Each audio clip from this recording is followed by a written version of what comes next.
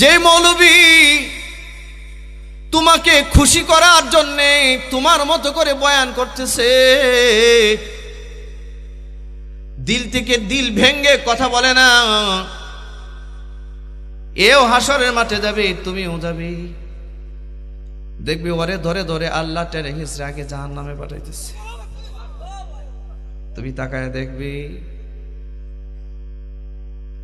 এই ইজ্জতের আসনে মানুষ শুধু শোনেন, মনে রাখেন, যে যত ইজ্জতের আসনে বসে, সম্মানের আসনে বসে, তার তত বেশি জবাবদিহিতা তৈরি হয়, তত বেশি।